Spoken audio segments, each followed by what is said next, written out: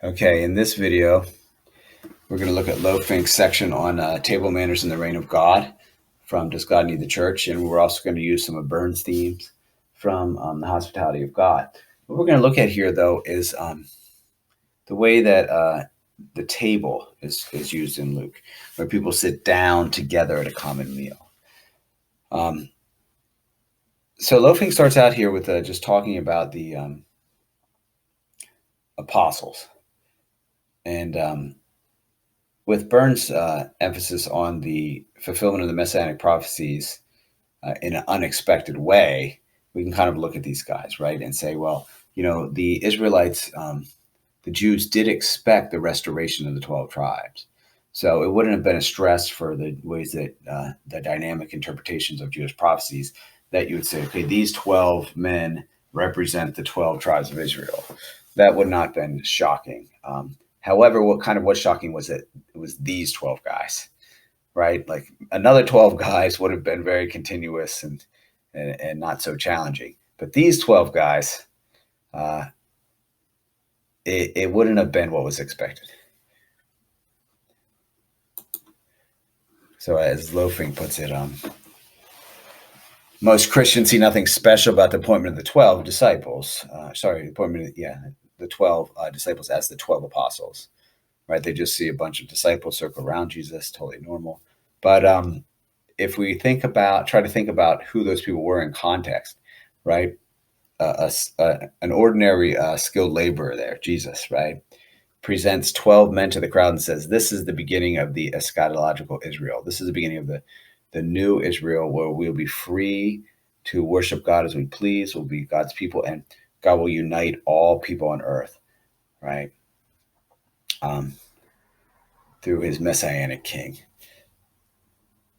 right? And who are these people, right? Well,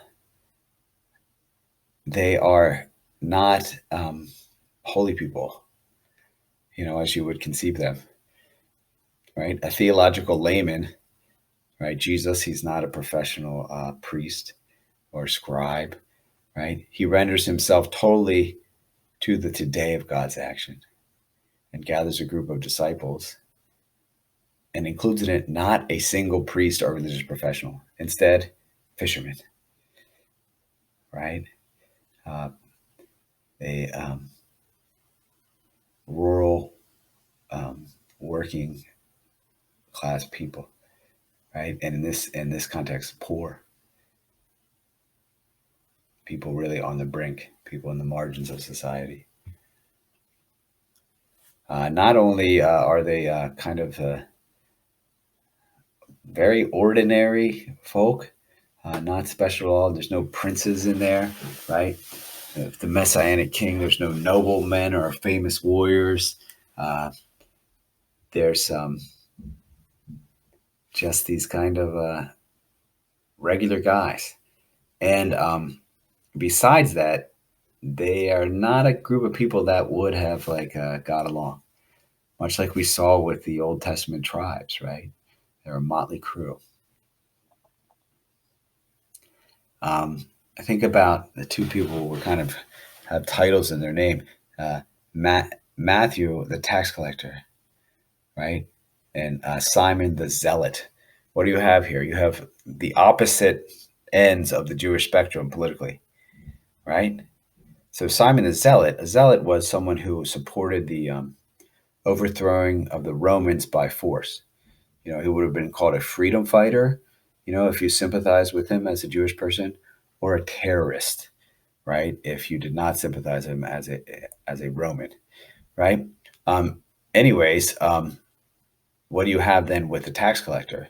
The opposite, right? So Simon the Zealot, his idea: how do we deal with the Romans occupying our country? How do we deal with these people coming in and forcing us to pay these high taxes and to live under their rule? Well, his idea is, let's kill them. Let's start an armed revolt and let's run these people out and let's take our country back, right? Matthew, a tax collector, takes the opposite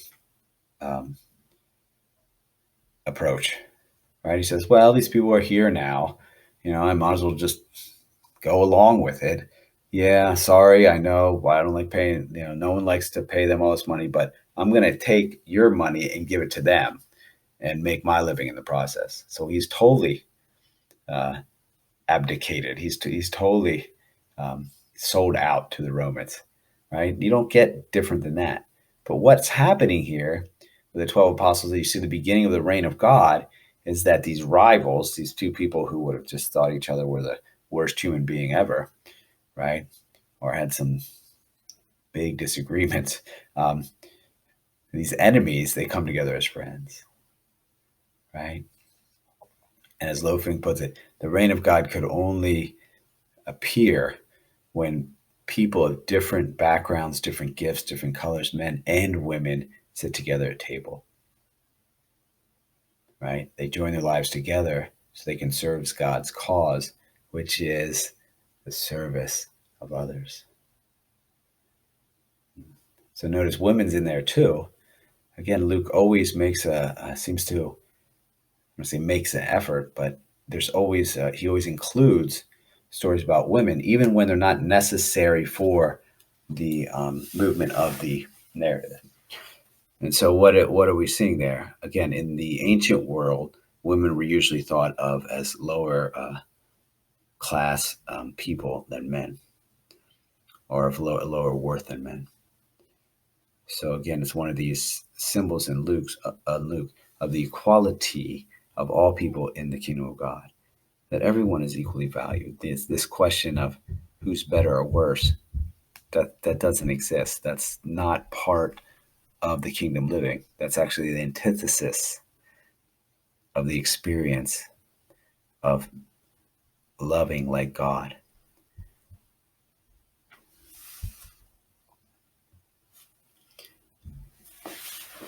Okay, so let's look a little bit at like what the average Jew probably would have thought about what the Messiah would be, right?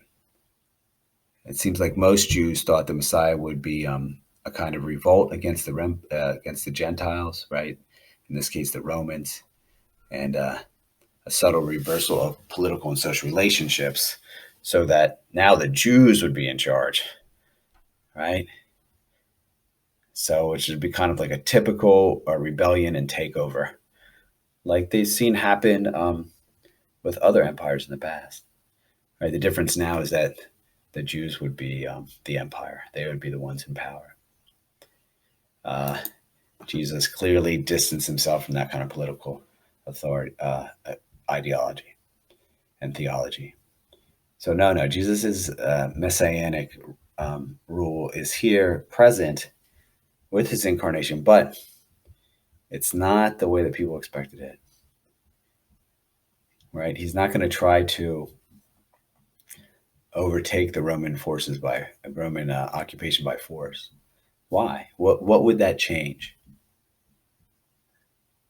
You know, that would just be like a new group coming in. So what if the Jews were even successful in that? Would it change the way that people were living? No.